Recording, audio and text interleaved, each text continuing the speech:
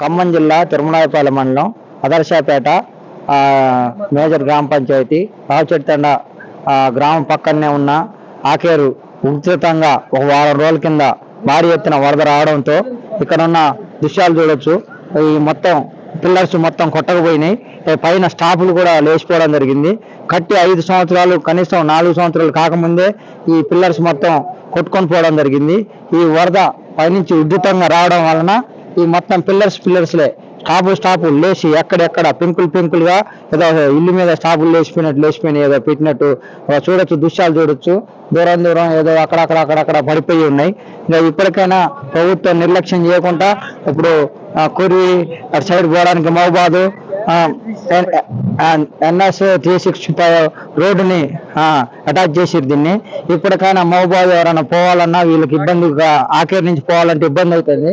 ఇప్పటికైనా తక్షణమే ప్రభుత్వం స్పందించి వెంటనే ఈ బ్రిడ్జిని పూర్తి చేయాలని, ఇక్కడనే పక్కనే ఉన్న రైతులు కూడా పంట చేలు చాలా నష్టపోయాయని చెప్పేసి చెప్తున్నారు. ఇక్కడ ఉన్న రైతులు మన పక్కనే ఉన్నారు, ఒకసారి వాళ్ళని కనుక్కొని చెప్దాం. ఒకసారి చెప్పండి అండి, ఇప్పుడు ఇది వరద ఎలా వచ్చింది, ఎక్కడి నుంచి వచ్చింది? నమస్తే అండి, నా పేరు కోటి అండి, మాది రావిచోటితండ గ్రామ పంచాయతీ అండి. సార్ సుమారుగా మా రావిచోటితండ కింద ఈ వరద ఉధృతి సార్ సుమారుగా 200 ఎకరాల పంట పొలాలు చూడండి సార్, బీడి లెక్క అయిపోయినాయి సార్. మా పరిస్థితి బతుకులు చాలా ఆగమైనాయి సార్. మేము లోన్లు తెచ్చుకొని సార్ వడ్డీ డబ్బు తీసుకొచ్చి పంటపై వేసుకున్నాం సార్. చాలా ఆగమై ఉన్నాం సార్. మమ్మల్ని ప్రభుత్వం తక్షణమే ఆదుకోవాలి సార్. మరి సార్ వాళ్ళు ఇచ్చే ఎకరానికి 10,000 సార్. మాకు ఈ భూమి లెవెల్ చేయడానికి సరిపోతుంది సార్. మా పంట కూడా పనికి రాకుండా అవుతుంది సార్. మోటార్లు వెళ్ళిపోయినాయి సార్, మేజర్గా స్టార్టర్ పెట్టి వెళ్ళిపోయినాయి సార్. కరెంట్ పోల్స్ అన్ని వెళ్ళిపోయినాయి సార్. సార్ మాకు ఇప్పుడు ఇక్కడ నుంచి ఖమ్మం వెళ్ళడానికి సార్ చాలా దూరం సార్, 40 కిలోమీటర్లు ఉండదు సుమారు సార్.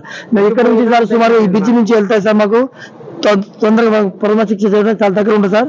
మాకు తక్షణం సార్ ఈ బ్రిడ్జి ఏర్పాటు చేయాలని చెప్పి ప్రభుత్వాన్ని కోరుకుంటున్నాం సార్. ఈ వరద ఇంతకుముందు ఎప్పుడన్నా వచ్చిందా, ఇప్పుడే వచ్చిందా? అసలు మీరు ఎన్ని సంవత్సరాల నుంచి ఇక్కడ ఉంటున్నారు? ఒకసారి మీదపరంగా ఒకసారి వివరించండి సార్. మా తాతల కాలం నుంచి, మా పుట్టుపూర్వం నుంచి ఇక్కడే ఉన్నాం సార్. మా 2 తరాలు 3-4 తరాలు సార్. ఇప్పుడు 5వ తరం సార్. ఇప్పుడు అప్పటి నుంచి మామూలుగా ఇక్కడే ఉన్నాం సార్. ఇలాంటి వరద సార్ ఎప్పుడు రాలేదు సార్, ఇదే ఫస్ట్ టైం రావడం సార్. ఆ బ్రిడ్జి కూడా సార్ వాళ్ళు చేయడం ఏం చేశాను సార్, హైట్ తక్కువ చేసిన సార్. హైట్ తక్కువ చేయడం వల్ల మాకు ఫ్లోటింగ్ వచ్చింది సార్. లేదంటే ఫ్లోటింగ్ కూడా రాకూడదు సార్. ఈ పెంచిన కణాలు కూడా సార్ సైడ్ సార్ ఇంకో 2 కణాలు ఎక్స్ట్రా పెట్టి ఉంటుంది సార్. మాకు ఇంత ఫ్లోటింగ్ కూడా ఉండదు సార్. బ్రిడ్జి కూడా చాలా నిర్లక్ష్యం చేసి సార్ కాంట్రాక్టర్. మా కరెంట్ పోల్స్ దృష్టి పెట్టుకుని మా బ్రిడ్జి కూడా డౌన్ చేశారు. మా బతుకుతో ఆడుతున్నారు సార్, చాలా ఆడుతారు కాంట్రాక్టర్. ఇప్పుడు బ్రిడ్జి కట్టి ఎన్ని సంవత్సరాలు అయింది? 5 సంవత్సరాలు పని మొదలు పెట్టి సార్. మాకు రన్నింగ్ అయితే 2 ఇయర్స్ కూడా కాదు సార్ కంప్లీట్ గా. 2 సంవత్సరాలు పూర్తి కాదు మేము నిలబడి దాని మీద. అది సార్. ఇప్పుడు ఈ బ్రిడ్జి కట్టిన వల్ల ప్రయోజనం లేకుండా పోయిందంటారు. అసలు ఎటువంటి ప్రయోజనం చూడండి సార్. మీరు సార్ ఎట్లా చూడండి సార్, ఈ ఒక్కొక్క చూడండి సార్. పిల్లలు సార్ ఎప్పుడైనా సార్ దేశం చూస్తే సార్ మనం ప్రతి సార్ స్లాపులు పోతాయి సార్, కానీ పిల్లర్ నిలబడతాయి సార్. అలాంటి సార్ పిల్లర్ చూడండి సార్ ఎట్లాంటి చూడండి సార్. కాంట్రాక్టర్ ఏం చేస్తారు సార్, అంత ఘోరంగా ఉంది సార్. ఇంకో రైతుని కూడా కనుక్కొని చెప్తాయి. అసలు ఎప్పటి నుంచి ఏంది, ఇది ఎలా ఉధృతి వచ్చింది, అసలు నైట్ వేళ మీరు ఎక్కడ ఉన్నారు, ఏ టైంలో వచ్చింది ఇది ఒకసారి చెప్పండి. ఇది సార్ నైట్ వేళ వచ్చింది, 12 గంట అప్పుడు వచ్చి మొత్తం మేము టెండ దగ్గరకు వచ్చింది సార్. మేము గుట్టలు పట్టాలని అంత బయలుదేరినాం. అయితే ఈ బ్రిడ్జి మొత్తం కూలేసరికి నీళ్ళు ఒకేసారి ఇటు వచ్చేసినాయి, లేకపోతే తండకు వచ్చేవి, తండ మొత్తం లేచిపోయాయి సార్. ఈ ఇబ్బంది మాకు ఎప్పుడు రాలేదు. మేము ఎప్పుడు తరాల నుంచి ఉంటాం ఇక్కడ. మాకు ఇప్పుడు ఈసారి మొత్తం కొట్టుకుపోయినాయి, చేళ్ళు పంట పొలాలు మొత్తం పోయినాయి సార్. ఇక్కడ ఏం లేకుండా చేసిపోయింది.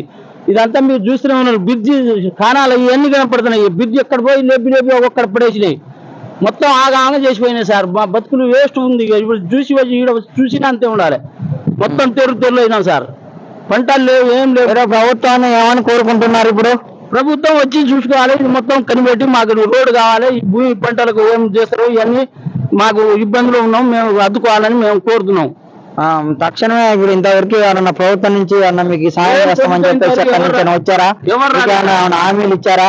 పక్కన చాలా పోయినాయి కదా, పొలాలు, తోటలు, పత్తులు అన్ని పోయినాయని చెప్పేసి పక్కన కూడా ఇవన్నీ కొట్టకపోయిన దృశ్యాలు మనకు కనబడుతున్నాయి.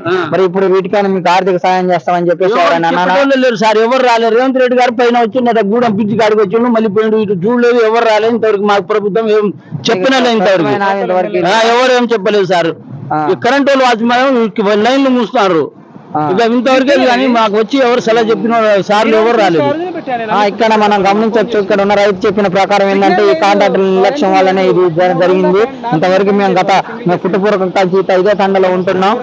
3-4 తరాల నుంచి ఈయనే ఉంటున్నాం. ఒక్కసారిగా ఉధృతంగా వరద వచ్చింది. వరద వస్తున్నది పోతున్నది, కానీ ఇక్కడ కాణాలు ఎక్కువ లేకపోవడం వల్ల, బ్రిడ్జి కాణాలు ఎక్కువ లేకపోవడం వల్ల ఆ వరద అనేది ఇంకి ఫ్లోటింగ్ అయ్యి అమ్మటే ఈ పైనుంచి వచ్చేసి ఈ ప్లాట్ ఒకసారి వేసుకోవడం జరిగింది. అదే విధంగా పైనుంచి వరద వచ్చి అక్కడ మొత్తం గండ్లుగా తెగి రోడ్డు మొత్తం మరమ్మతులు సరిగా లేకపోవడం వల్ల పంట పై దాకా కూడా వచ్చింది అని చెప్పేసి రైతు చెప్తున్నారు. అలానే మాకు ప్రభుత్వం వెంటనే తక్షణమే ఈ ఆర్థిక సాయం అందించాలి. పంట పొలాలకు కూడా మాకు పంట బీమా మొత్తం అన్ని అందించాలి. లేకపోతే మేము ఇక్కడ బతికే విధంగా లేదు. మాకు ఎమ్మటే రైతులు ఎమ్మటే మాకు ప్రభుత్వం ఎమ్మటే తక్షణ సాయం చేయాలి.